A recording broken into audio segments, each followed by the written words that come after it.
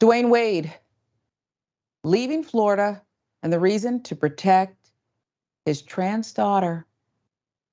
Former NBA superstar Dwayne Wade opened up about some of the reasons he decided to move his family out of the Sunshine State of Florida. With the current political climate, transgender policies being some of the biggest factors that he says made his family not feel comfortable there anymore. 2020, Wade's 15-year-old daughter Zaya came out as transgender. Wade was asked about Florida politicians who stand against LGBTQ policies and how the situation affects families like his own. That's another reason why I don't live in that state, Wade told Nichols in a clip shared with People magazine.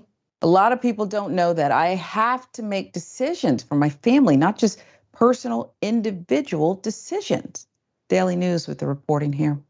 Former Miami Heat player, age 41, said he does appreciate the tax incentives rather in the state, as well as the fact that Miami-Dade County was temporarily renamed Miami-Wade County in his honor.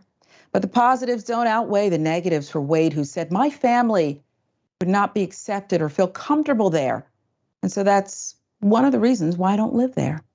Wade also discussed how he models his fathering style after his own dad, whom he described accepting of all his sons in addition to others in their community when he was growing up.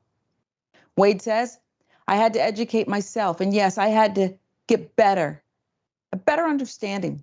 And yes, I had to lose some friends along the process, but I never wavered on loving my kids and trying to find space to get the chance to understand them.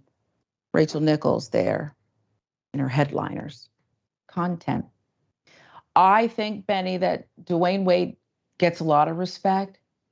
But when it's all said and done, this man coming out of this basketball culture will be cemented in history as a human rights leader and a freedom fighter by example. And I bet he did lose friends who were ignorant and unwilling to learn what he wanted to learn.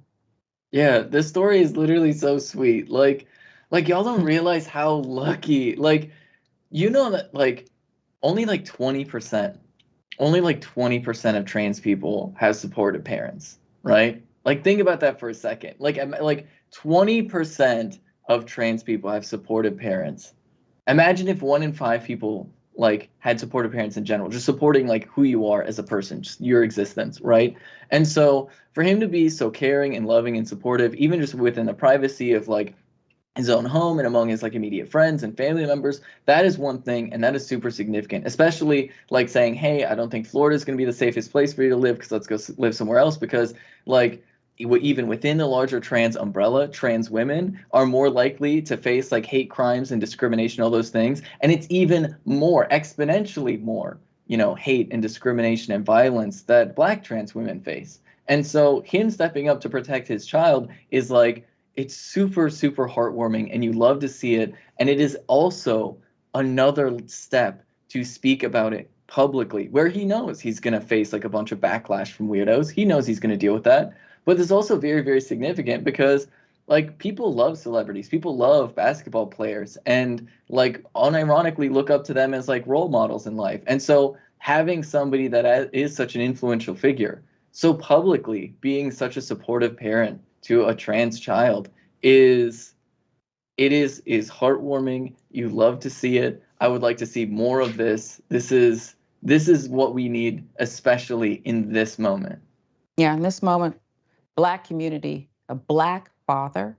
There's some challenges within our community and some subplots there. And Dwayne Wade has just done enormously for so many out there.